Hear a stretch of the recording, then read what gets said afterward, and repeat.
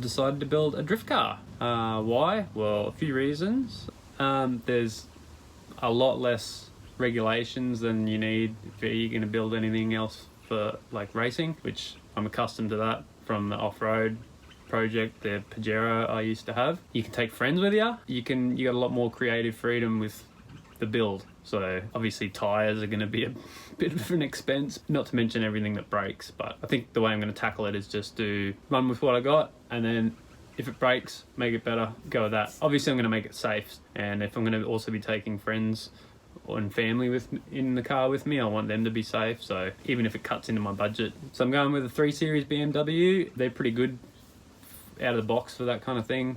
They're like a lot lighter than a Commodore or something like that, so that's going to help out a lot. I'm usually pretty anti-Euro stuff just because it can be kind of unreliable and temperamental. I've been priced out of the JDM market now. My favourite car is Toyota's, so with the drift tax it's attached to all of those, they've all gone through the roof now, so I can't, justify it. So why not?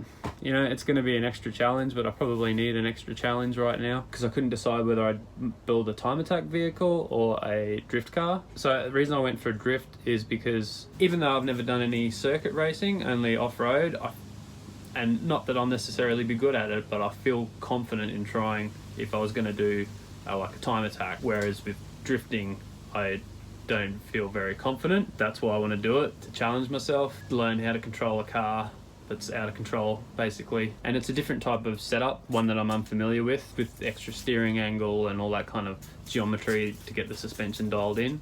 So yeah, it's going to be a challenge for me either way, because I'm using a BMW for starters, and because it's also something I've never done, so you can come along the journey with me. So I couldn't decide about E36 or E46 BMW platform. I ended up going with finding an E46, and ta-da!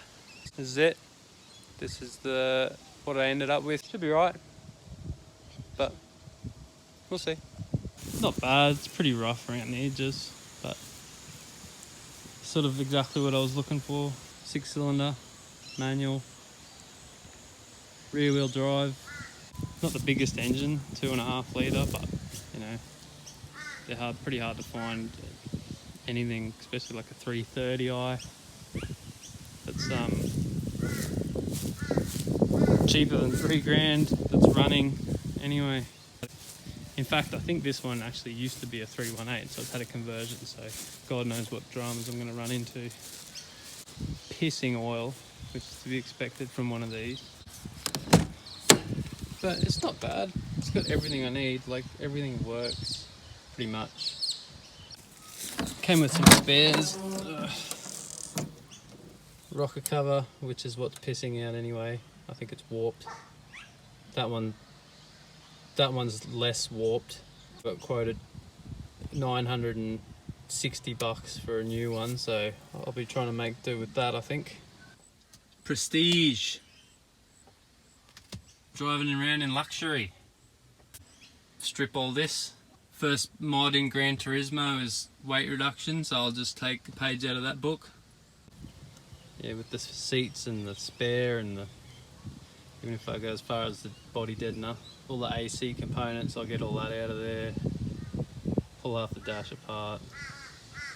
Yeah, it should be interesting. So it's got the signature rear subframe crack, which these have, so I've got to reinforce that as well. But if you can see up there, it's pretty much torn away from the floor completely.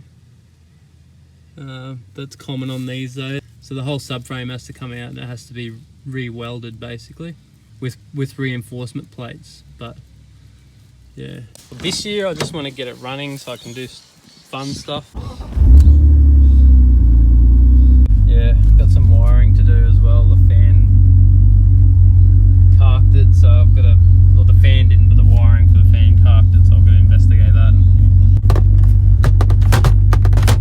This year I'm just going to focus on suspension, wheels, maybe a shorter diff, take the interior out, maybe a seat, just do whatever the minimum I need to sort of get it on a track and just get a feel for it and see where to go from They do sound pretty cool, these things.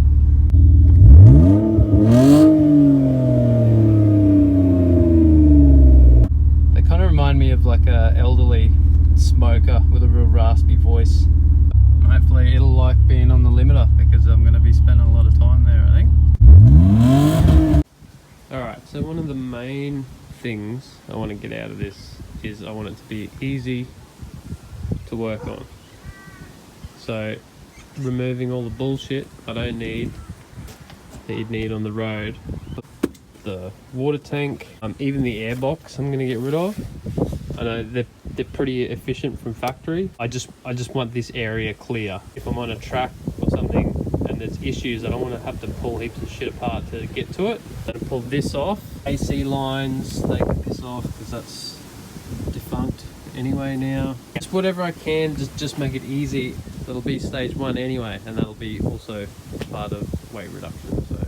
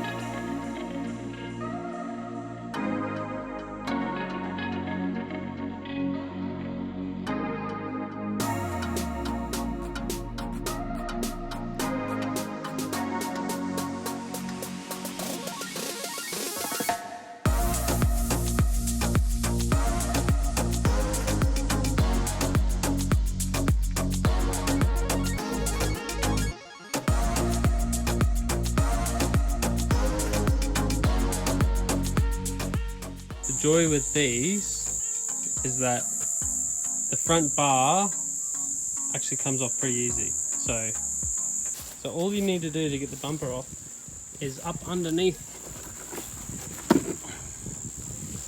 So from the underneath of the bumper, where is it there? You'll see a hole on each side, and there'll be an E27 Torx style bit that undoes. Splash guards. The bumper just slots onto some plastic things here. 2 slots on the side guide over these. Basically that's all you need. As long as you guide it over those and the 2 round ones on here. Put the screw up through the middle. You've got the 2 here.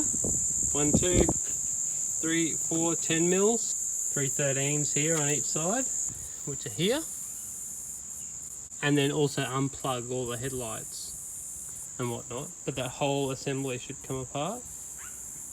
I've just bagged all the bolts that correspond with that. With this, the radiator's a bit of a job, sort of. That's the radiator, and then all this plastic wraps around the front of it. AC condenser and even the power steering cooler runs around the front, so it's just a bit of manipulating and jigging around to get that off. The key with these things is a lot of plastic and a lot of weird clipping, so if you're careful on the way off and it doesn't break, usually you're alright. If you just take your time and don't get aggressive, you can often get it to work and then you get it apart, and then with this, when this goes back together, it's only going to be like a portion of what was on there already. So I'm going to be able to see what I'm doing. I'm going to try and really minimize the amount of shit I need to pull apart if I need to do any work on it. So anything that's absolutely not necessary is not going to be on there. We're getting there. It's looking good. And then I'll do the rocker now, the rocker cover next. Clean all the oil off.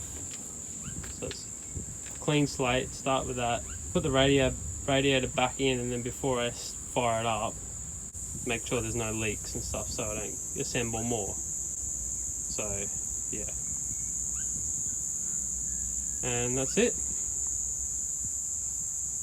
So just doing the rocket cover. It looks pretty good actually.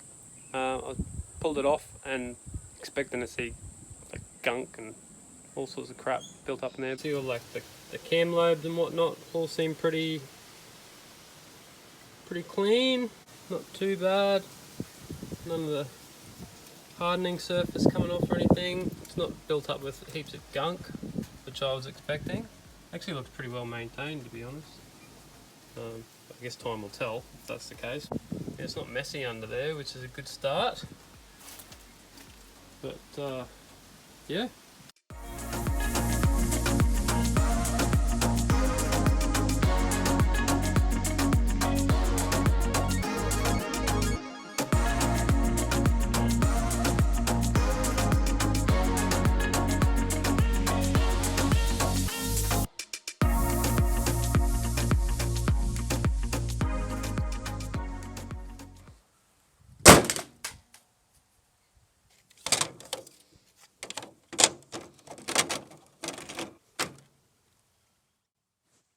All right, that's it for this one. Hope you enjoyed it so far. Next time, I'm gonna start stripping the inside. Yeah, shit'll be getting real. Hope to see you in the next one.